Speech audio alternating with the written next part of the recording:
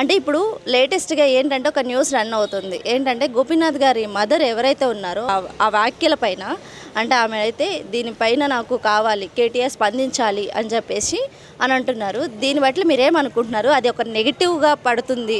అంటే ఇప్పుడు ఎవరు వచ్చినా కూడా వాళ్ళ తరఫు గోపీనాథ్ గారి వెంబడి ఎవరు వచ్చినా, మదర్ వచ్చినా, వైఫ్ వచ్చినా, సన్ వచ్చినా, ఎవరు వచ్చినా పర్వాలేదు, కానీ నెగ్గేది మటుకు బీఆర్ఎస్ఏ నెగ్గుతుంది. ఎన్ని విధాలుగా ఏది అడ్డంకులు వచ్చినా కూడా నెగ్గేది మటుకు బీఆర్ఎస్ఏ. ఎందుకంటే ఆయన చేసిపోయిండు, ఆయన 99% ఆయన చేసిపోయిండు పనులన్నీ. ఆ చేసిన పనులన్నీ పక్కన పెట్టుకునేసేసి వీళ్ళు కాంగ్రెస్ వాళ్ళు ఒకటి ఏంటంటే మేము చేస్తున్నాం ఇక అనేసి ఓది శిలాపలకలు పెట్టుకోవడం ఏంటి, కాని పనులు చేస్తున్నాం అని అనేసి వాళ్ళు ఏదో జెండా ఎగరేసుకుంటారు, కానీ అదేం లేదు. కాకపోతే బీఆర్ఎస్ అయితే కంపల్సరీ వస్తుంది. ఇప్పుడు రీసెంట్గా మన రేవంత్ రెడ్డి గారు ఒక వ్యాఖ్యలు చేశారు, ముస్లిమ్స్ అంటే కాంగ్రెస్ అంటే ముస్లిమ్స్ ఓన్లీ మైనార్టీస్ కోసమే అన్నట్టు కొన్ని అంటే బాగా ట్వీట్ చేస్తున్నారు. దానిపైన ఈ రన్నింగ్ కామెంటరీ వస్తుంది. దీనిపైన మీరేమనుకుంటున్నారు? ఆయన చేసేది ఆయన ప్రతి మాటల్లో ఏదో ఒకటి వ్యతిరేకంగానే వస్తుంది. ప్రజల గురించి వ్యతిరేకంగానే మాట్లాడుతుండే ఆయన.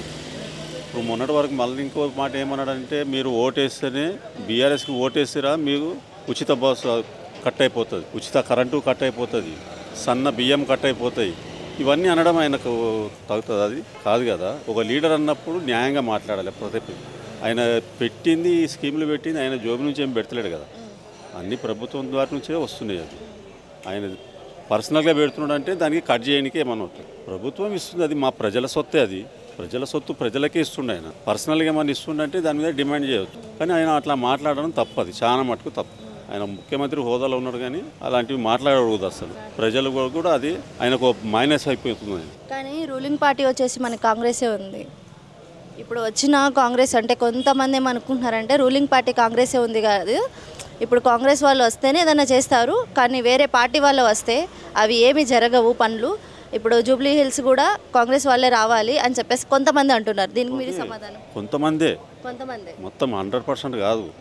ఆ కొంతమందిలో ఒక్కరే అనుకునేది అట్లా, కానీ అది జరగదు. అది అట్లా కాకపోతే జరిగేది కొద్ది రోజులు బాధపడతారు, కానీ వాళ్ళు ఉన్న రోజులు మటుకు కేసీఆర్ వచ్చిన తర్వాత మిగతా అన్ని అభివృద్ధి పనులన్నీ అవన్నీ చేస్తాడు మళ్ళీ. నమస్తే మేడం.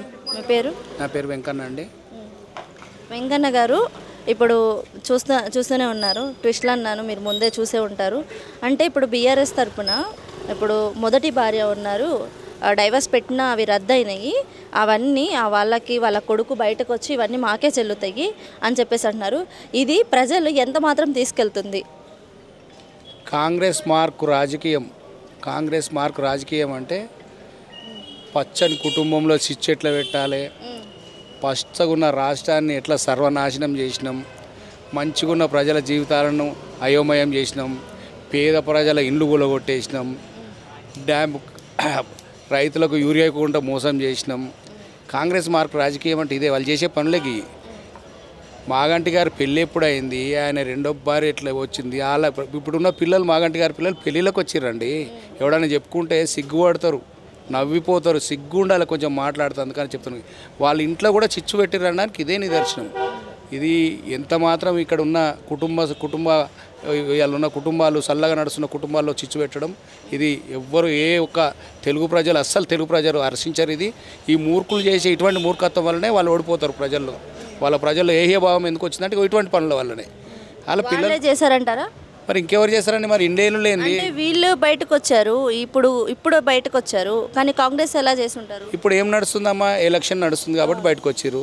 మోగంటి గారు చనిపోయినప్పుడన్నా రావచ్చు కదా ఎమ్మటే. ఇప్పుడు ఎవరు వచ్చారు? ఇప్పుడు చూస్తాం కదా, రాజకీయాల కోసం, ఓట్ల కోసం కుటుంబాలను వాడుకుంటారు. వాళ్ళ తల్లులు కుటుంబాల్లో విచ్ఛిన్నం చేస్తున్నారు. సొంత తల్లిని వ్యతిరేకంగా మాట్లాడించే పరిస్థితి తీసుకొచ్చారు. అంటే వీళ్ళు ఎంత పచ్చి నీచులు, నికృష్టులు. వీళ్ళను తరిమి కొడతారు జూబ్లీహిల్స్ ప్రజలు. అన్నిటికీ జూబ్లీహిల్స్ ప్రజలు సమాధానం చెప్పడానికి రెడీగా ఉన్నారు. ఇలా మీరు అఖండ విజయం సాధిస్తూ ఉన్నాం. ఒక నిశ్శబ్దమైన విప్లవం రాబోతూ ఉంది. ఇలా భారీగా ఓటింగ్ శాతం కూడా పెరుగుతుంది. ప్రతి ఒక్క సగటు మనిషి, ఇది ఒక మినీ ఇండియా. ఇక్కడ భారతదేశానికి సంబంధించిన అన్ని కులాలు, మతాలు, ప్రాంతాలకు సంబంధించిన అంతమంది ప్రజలు ఇక్కడ ఒక ప్రశాంతమైన జీవితాన్ని నడుపుతారు. వాళ్ళు ఆ ప్రశాంతమైన జీవితాన్ని ఇలా ఏ విధంగా చేసారు వీళ్ళు అంటే, ఒక విచ్చలవిడితనం, బల ప్రదర్శన, ఒక మంచి బీచ్ని ప్రశాంతంగా నడిచే దాంట్లో ఒక అలజడి సృష్టించి అలా ఇక్కడ సస్యశ్యామలంగా ఉన్న ఈ ప్రాంతాన్ని ఒక విషవలయంలోకి తీసుకొచ్చే ప్రయత్నం చేస్తాను. దీన్ని జూబ్లీస్ ప్రజలు సహించొద్దని చెప్పి వాళ్ళని కూడా మనస్ఫూర్తిగా వేడుకుంటా ఉన్నాం. కొంతమంది అంటున్నారు సునీతమ్మ గారికి వాళ్ళు ఉండే కార్యాలయంలో ఉన్న పెద్దవాళ్ళే తెలియదు, బయటకు వచ్చి ప్రజలను ఏం చూస్తారని చెప్పేసి అంటున్నారు. దీనికి మీ సమాధానం? ఈరోజు బీఆర్ఎస్ పార్టీ పెద్ద కుటుంబంగా ఆయన గత 3 సార్లు ఇక్కడ నుంచి 15 సంవత్సరాలు ఒక మనిషి ఇలా ఈ 5 ఏళ్ళు గెలిస్తే నెక్స్ట్ 5 ఏళ్ళు ప్రజల్లోకి పోకపోతే ఇవాళ ప్రజలు పక్కకు కూర్చోబెడతా ఉన్నారు. రాజకీయాలు ఈ రోజులు ఉన్నాయి. ఆయన 13 సార్లు గెలిచిందంటే ఆయనకు ప్రజా ఆదరణ ఎంత ఉంది, వాళ్ళ కుటుంబ తోడ్పాటు ఎంత ఉంది, ఇక్కడ ప్రజలను ఎంత ఆదరించిండు వాళ్ళకి. ఇక్కడ గోపీనాథ్ గారికి ఉంది అంటే అంత ప్రజాభివాదం మొత్తం ఉంది, ప్రజల మద్దతు అంతా ఉన్నాయి. కానీ కుటుంబానికి ఒక ఆడావిడ ఏం చేస్తుంది అని చెప్పేసి నా టాక్ వస్తుంది. నేను అదే చెప్తున్నాను. ఒక కుటుంబ పెద్దకు ఆ ఇంట్లో ఉన్న ఆడతోడు లేకుంటే వాళ్ళ భార్య కానీ వాళ్ళ పిల్లల మద్దతు కానీ లేకపోతే ఎవడు కూడా రాజకీయాల్లో రాణించలేరు. ఇవాళ వాళ్ళందరికీ ఇదే ఇవాళ ఆమెంతా ఆ భర్తను కోల్పోయిన తర్వాత కూడా ఇంత గట్టిగా ఆమె నిలబడి ఇలా ప్రజల కోసం మద్దతు కోసం పార్టీ కోసం వచ్చి నేను ప్రజాసేవడానికి చేస్తాను ముందుకొచ్చింది. అక్కడ ఆమెకు అన్ని రకాలుగా అనుభవం ఉంది. ఒక కుటుంబ పెద్దగా కుటుంబ పిల్లల్ని ఎట్లా చూసుకోవాలి, ఇవాళ ఈ జూబ్లీహిల్స్ కూడా ఆమె కుటుంబ పెద్దలాగా చూసుకుంటుంది. ఆమె ఖచ్చితంగా నెగ్గుకొస్తుంది, గెలుస్తుంది. ఇవాళ పార్టీ కూడా దీనికి తోడుగా అండగా ఉంటుంది. ఖచ్చితంగా ఉంటాం మేము. ఎందుకంటే మాకు ఇంటికి పెద్ద పోయింది కాబట్టి మా ఆడతోడుగా మేము నిలబడడం. ఇవాళ ప్రజలు నిలబడతారు ఖచ్చితంగా. ఆమె మార్కు రాజకీయం చూపిస్తుంది. వీళ్ళందరూ రాజకీయాలను పండబెట్టి వీళ్ళందరినీ అదంపాతాలను చేసే ధైర్యం ఆమెకుంది. మేము కలిసి ప్రచారం చేస్తూ ఉన్నాం, చూస్తూ ఉన్నాం. ఆమె మనోనిబ్బరం కానీ, ఆమె చేస్తున్న ప్రచారం కానీ, ఆమె ఇస్తున్న ధైర్యం కానీ, ఆమె చెప్తున్న మాటలు కానీ ప్రజలకు భరోసాను ఇస్తూ ఉన్నాయి. ఆ భరోసాను నిలబెట్టుకునే విధంగా ఆమె ఖచ్చితంగా ఉంటుంది. ఈ అన్ని దిగదుడుపు మాటలతోని, దిగజాడు రాజకీయాలతోని వాళ్ళు మేము ఏం చేస్తామో చెప్పొచ్చు కదా, జూబ్లీహిల్స్ ప్రజలకు ఏం చేస్తామో చెప్పొచ్చు కదా. నా దగ్గర పైసలు లేవు, 18,500 కోట్లే ఉన్నాయి, దానికి తగ్గ బడ్జెట్ ఉంది, ఆర్ కృష్ణ అన్న రమ్మను, నేను రాసిస్తా, మా కృష్ణ అన్న బీసీ సంఘం నేత అన్ని బాగా చెప్తున్నావు. నీకు ఏది చేతగానప్పుడు కృష్ణనే కూర్చోబెట్టి రాదా, బీసీలు ఎట్లయినా రాజ్యాధికారం అడుగుతారు, నిన్ను కొంటారు, ఆ కృష్ణనే కూర్చోబెట్టు. ఊకే ఒక ఆడ మనిషికి తోడుగా ఉండి నిలబడి చెప్పాలి. నువ్వు రాజకీయంగా ఏం చేస్తావో చెప్పు, సునీతమ్మ ఏం చేయదో చెప్పరు మీరు. ఆమె రాగలుగుతుంటే ఇలా ప్రపంచంలో అన్నిట్లో 50-50 అని మగవాళ్ళని మించిన స్థానాల్లో ఇలా ప్రపంచ దాంట్లో అందరూ మహిళలు ఉన్నారు. మీరు మహిళలను కించపరుస్తూ ఉన్నారా? మహిళల రాజకీయాలు రావాలంటారు, మహిళలు రాజకీయాలు వస్తారు, రాణిస్తారా? ఆమెతో అవుతుందా, ఈమెతో అవుతుంది? మీరేం కట్టలు కట్టిరు, మీరేం చేస్తారని రోజు హైడ్రోదే చీళ్ళు కూడా కొట్టాలి, మీరు పంచుకోవాలి. కమిషన్ల పంచాయతీ, కాంట్రాక్ట్ల పంచాయతీ, ఓ ప్రాజెక్ట్ కట్టింది లేదు, ఓ ఇల్లు నిలబెట్టింది లేదు. మీరు ఏం చేసిరని ఓటాడుతారు. ఈ ప్రజలకు, జూబ్లీహిల్స్ ప్రజలకు మీరు ఏం చేసిరు? పోనీ 20 ఏళ్ళలో ఈ రాష్ట్ర ప్రజలకు మీరు ఏం చేసిరు? మీకు ఎందుకు ఓటేయాలని ప్రజలు అడుగుతారు. ఇవాళ వాళ్ళు ఏమంటున్నారంటే 10 సంవత్సరాల్లో ఏం చేయలేదు, మేము ఇప్పుడే వచ్చాం కదా, మాకు టైం కావాలని చెప్పేసి అడుగుతున్నారు. అండ్ డబ్బులు కూడా చాలా లేవు అన్న టాక్ ఉంది. వీళ్ళంతా కళ్ళు లేని కబోదులు. వీళ్ళంతా గత 10 ఏళ్ళ కేసీఆర్ గారు ఎక్కడున్న రాష్ట్రాన్ని ఎక్కడ తీసుకొచ్చిండు, స్వరాష్ట్రం కోసం తప్పించి ఒక ఉద్యమ నాయకుడుగా రాష్ట్రాన్ని ఇలా స్వరాష్ట్రాన్ని సాధించి ఎట్లా ఉండాలి, ఇలా నీళ్లు, నిధులు, నియామకాలు, నా ఉద్యోగులు, నా పిల్లలకు, రైతులు, ప్రతి విషయంలో ఇలా మహిళలకు పెన్షన్లు కానీ, ఇక్కడ బడుగు బలైన వర్గాలకు ఇచ్చిన స్కీమ్స్ కానీ, ఒక సమాజాన్ని సమాంతరంగా అందరిని ఎట్లా తీసుకురావాలి, అందరినీ ఏకీకృతం చేసి ఈ సమాజంలో అందరికీ ఎట్లా గౌరవం ఇవ్వాలి, బడుగు బలైన వర్గాలను ఎట్లా నిలబెట్టాలనేది కేసీఆర్ గారు చూసి ప్రశాంతంగా 10 ఏళ్ళు రాష్ట్రాన్ని పాలించిన తర్వాత మీరు దుర్మార్గులు అలవేగాని హామీలు ఇచ్చారు. ఏడవైందండి కళ్యాణ లక్ష్మి అప్పుడు 1,16,000 ఇచ్చిండ్రు. మీరేమన్నారు?